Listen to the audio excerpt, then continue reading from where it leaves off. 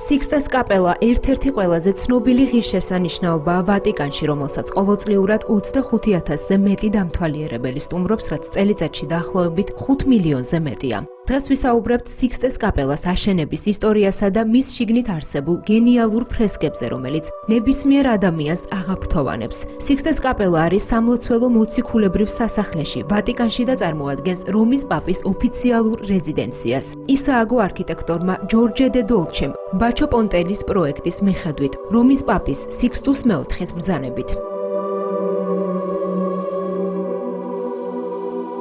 ღირსშესანიშნაობა აშენდა იმ ადგილზე, სადაც მანამდე არსებობდა დიდი სამლოცველო, რომელშიც შუა საუკუნეებში იკრიბებოდა პაპის სამმართველო და შედგებოდა 200-მდე წევრისაგან, კარდინალებისგან, სხვადასხვა რელიგიური ორდენის წარმომადგენლებისა და დიდგვაროვნებისგან. საინტერესოა, რატომ აიგო სიქსტეს კაპელა და რა დანიშნულება ჰქონდა მას.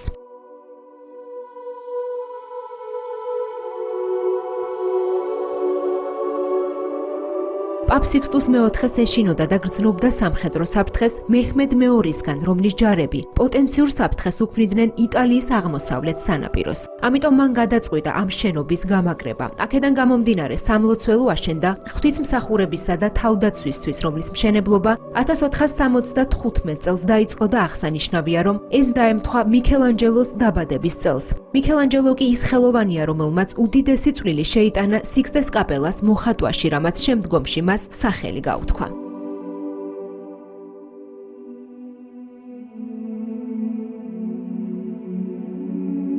სიქსტეს კაპელა მდებარეობს ვატიკანის მუზეუმში, სადაც 54 გალერეაა. სიქსტეს კაპელა მათ შორის ბოლოა. შენობა გარედან ციხე-სიმაგრე გეგონებათ. სწორედ აქ ინახება აღორძინების ეპოქის შედევრები ბოტიჩელის, პერუჯინო როსელისა და სხვების შემოქმედება.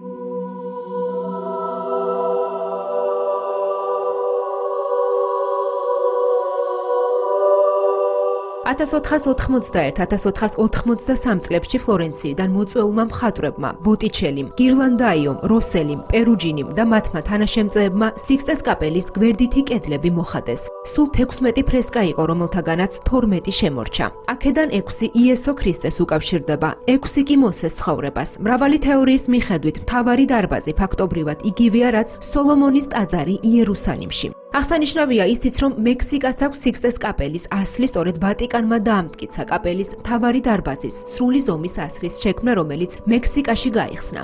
ინტერიერში 2 მილიონზე მეტი ფოტოა დაკოპირებული.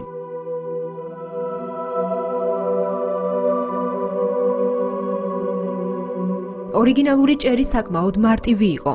სამლოცველოს ყველაზე ცნობილი ნამუშევარი მისი გახსნიდან რამდენიმე ათეული წლის შემდეგ შექმნილა. ორიგინალური ჭერი ლურჯცას გავს ოქროსფერი ვარსკვლავებით. ეს იყო მხატვრის პიერ მატეო დამელიას ნამუშევარი. მიქელანჯელოს გენიალური ქმნილება ბზარის წყალობით გაჩნდა. 1504 წელს სამლოცველოს მახლობლად სამშენებლო სამუშაოებმა სამლოცველოს ჭერზე ბზარები გამოიწვია. ნაპრალები გაფუჭდა. სწორედ მან გამოიწვია დამელიას ვარსკვლავიანი ჭერის დაზიანება. რომის პაპმა იულიუს მეორემ სიქსტუს მეოთხეს ძმისშვილმა გადაწყვიტა დაექირავებინა ახალი მხატვარი ჭერის გადასაღებად და 1508 წელს მისი არჩევანი მიქელანჯელოზე შეჩერდა.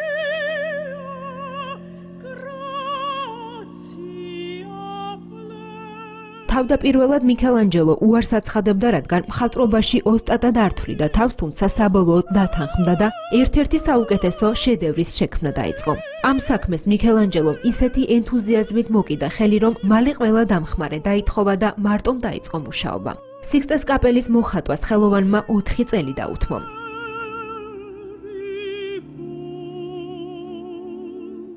სიქსტეს კაპელას ფსკერებზე მიქელანჯელომ პირველად დახატა ღმერთი ადამიანის სახით, დაკუნთული სხეულითა და გრძელი თეთრი წვერით. მკვლევარების აზრით მიქელანჯელომ გამოიყენა ტექნიკა, რითაც ფრესკა ოდნავ დახარა მნახველისაკენ მის ზედა ნაწილში, რომ მნახველში ღვთისძალის პატივისცემა აღეძრა. სამლოცველოს სხვა ფრესკებისგან განსხვავებით მიქელანჯელოს მიერ მოხატულ ფრესკაზე გამოსახული ყველა წმინდანი და ანგელოზი დაკუნთული და ძლიერია. ზემოთ ახედვისას მართლაც სრულიად განსხვავებულ სამყაროს აღმოაჩენთ. ეს სამყარო აღემატება ადამიანურ განზომილებებს, რომელიც კაპელის ორივე მხარეს გაჭრილ 5 სარკმელს შორის ამოიმართება. მიქელანჯელო მიქელანჯელომ გამოსახა ძველი აღთქმის წინასწარმეტყველთა ფიგურები, რომლებიც ებრაელებს მესიის მოსვლას აუწყებდნენ. ამ უზარმაზარი ფიგურების ზემოთ საკუთრივ ჭერზე მან შესაქმისა და ნოეს ამბები გამოსახა. მიიჩნევა, რომ მიქელანჯელოს საშინელი სამსჯავრო ის ნამუშევარია, რომელმაც ხელოვნების ისტორიაში აღორძინების ეპოქა დაასრულა. თავის დროზე ნამუშევარი მკაცრად გააკრიტიკეს. მიქელანჯელო უზნეობაში დაადანაშაულეს იმის გამო, რომ მან შიშველი ადამიანები დახატა. ბრალდების პასუხად ოსტატმა ერთ-ერთი მთავარი ბრალმდებელი ჯოჯოხეთში მყოფი მეფე მინისოს სახით წარმოადგინა. 1509 წელს ფრესკის მოხატვის პროცესში მიქელანჯელოს დიდი პრობლემის გადალახვა მოუწია. კირსა და საღებავზე სოკოსა და ობის გაჩენა დაიწყო, ფრესკამ ჩამოშლა დაიწყო. ლეგენდის თანახმად მიქელანჯელო მივიდა რომის პაპთან და უთხრა, რომ ის არ იყო კარგი მხატვარი, რაზეც პაპმა უბრძანა, რომ ობი მოეშორებინა და გაეგრძელებინა მუშაობა. სხვადასხვა პრობლემების მიუხედავად 1512 წლის 1 ნოემბერს დამთვალიერებლებისთვის მიქელანჯელოს მიერ მოხატული სიქსტეს კაპელა გაიხსნა, რომელსაც ყოველწლიურად უამრავი ადამიანი სტუმრობს და აღფრთოვანებულია მისი გენიალური ფრესკებითა და ისტორიით.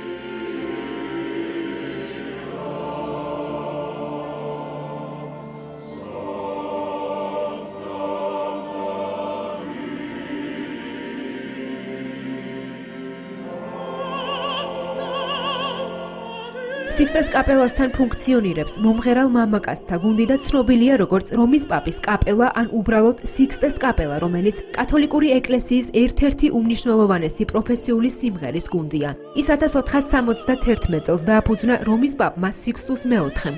აღსანიშნავია, რომ სიქსტეს კაპელაში სამების საკათედრო ტაძრის მგალობელთა გუნდმა კონცერტი გამართა. კონცერტის დაწყებამდე სიქსტეს კაპელაში შეკრებილებს სიტყვით წმინდა საყდრის ქრისტიანთა ერთიანობის ხელშემწყობი კომისიის პრეზიდენტმა, კარდინალმა კურტ კოხმა მიმართა.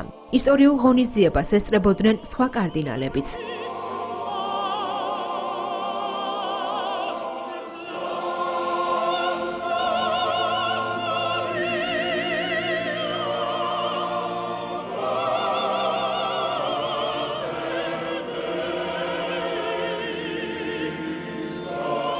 ყოვლადწმინდა სამების ტაძრის საპატრიარქო გუნდის კონცერტი ვატიკანის ტელევიზიით პირდაპირ ეთერში გადაიცემოდა. კონცერტის ბოლოს ave maria საპატრიარქო გუნდთან ერთად სიქსტეს კაპელას გუნდმა შეასრულა. ვატიკანიუსის მიერ გავრცელებულ ინფორმაციაში აღნიშნულია, რომ შესაბამისი კულტურული მემკვიდრეობის ურთიერთცოდნა ხელს უწყობს ურთიერთდაფასებასა და უფრო მეგობრული ურთიერთობების განვითარებას.